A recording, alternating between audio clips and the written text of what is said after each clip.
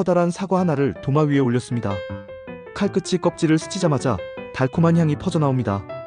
그 옆에는 살을 빼준다며 소문난 새하얀 살 빠지는 주사 키트가 반듯하게 놓여있죠. 병원은 한 달에 5kg 감량을 약속하고 인터넷에는 사과차만 꾸준히 마셨더니 배가 숨쉬었다고 자랑하는 댓글이 줄을 잇습니다. 한 달이 지나자 두 가지 길을 선택한 사람들의 몸은 정반대의 길로 갈라졌습니다. 주사를 맞은 쪽은 체중계 숫자가 시원하게 내려갔지만 속이 돌덩이처럼 답답하고 시야가 안개 낀다며 병원을 찾았습니다.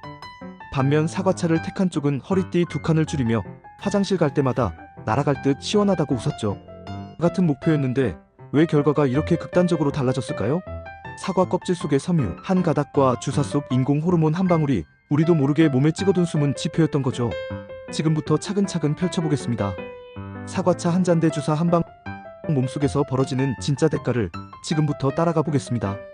사과, 왜 아침에 금사과인지부터 살펴봅시다. 사과를 그냥 먹어도 좋지만 장 건강을 노린다면 익혀 먹는 편이 도움이 됩니다. 껍질째 얇게 썬 사과 1개와 생강편 2조각, 물 2리터를 냄비에 넣고 20분 끓여보세요. 달콤하면서도 알싸한 사과 생강차가 완성됩니다. 끓는 동안 껍질 속 펙틴이 물에 녹아나오는데 이 펙틴은 장 안에서 젤처럼 부풀어 묵은 병과 독소, 심지어 중금속까지 꽉 잡아 끌고 나갑니다. 실제로 대학병원 영양팀에서는 펙틴이 방사성 세슘까지 흡착 배출한다는 실험 결과를 소개한 바 있죠. 덕분에 변비가 사라지고 복부팩만이 줄어들어 배가 숨쉰다는 체감이 듭니다. 펙틴만 일하는 건 아닙니다. 뜨거운 물과 함께 우러나는 폴리페놀 퀘르세틴과 프로시아니딘은 장내 유익균의 먹이가 되는 프리바이오틱스 역할을 하고 혈관벽에서 일어나는 미세염증을 진정시킵니다.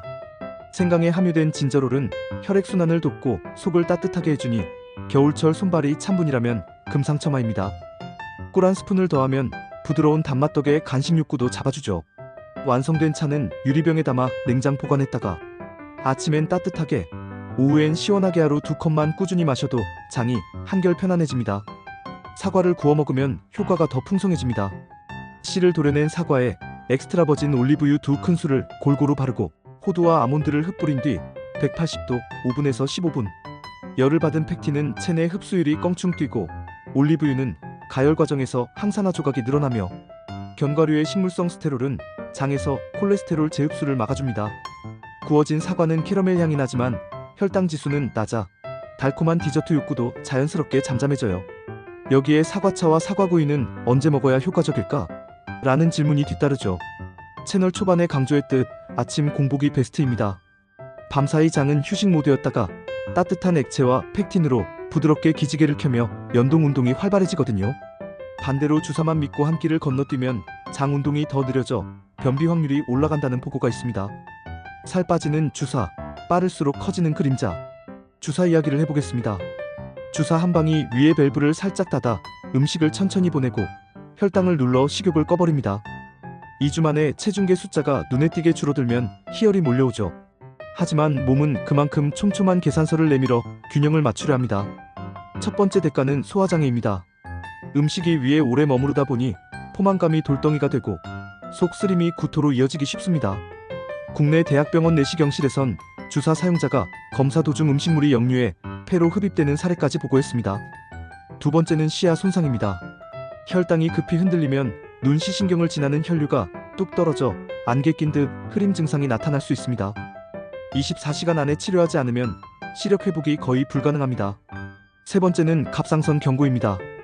동물 실험에서 혹이 발견된 뒤부터 약 포장의 목소리 변화나 삼킴 불편 시 즉시 병원이라는 경고 문구가 삽입돼 있죠.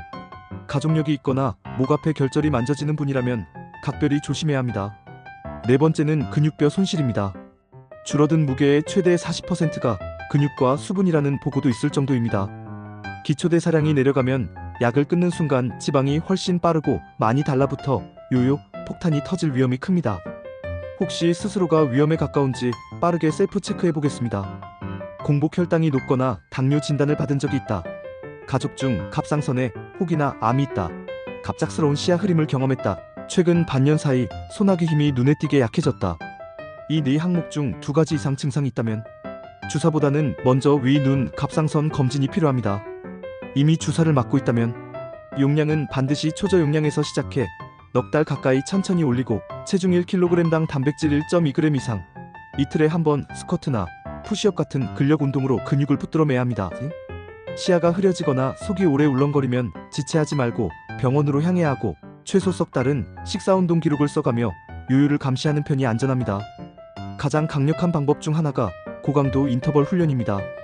30초 전력 달리기 뒤 90초 천천히 걷기를 10세트, 주 3회만 이어도 12주 후 내장 지방이 14% 줄고 근육은 그대로라는 연구가 많습니다. 지중해 식단으로 올리브유, 생선, 견과류, 채소를 넉넉히 먹으면 혈당과 염증이 안정돼 요요도 줄어듭니다. 여기에 아침 사과차, 오후 구운 사과를 더하면 장을 매일매일 청소하면서 디저트 욕구까지 잡아주죠. 팩틴이 젤을 만들 때 수분을 머금으니 하루 물 섭취량을 조금만 늘려도 포만감이 오래갑니다.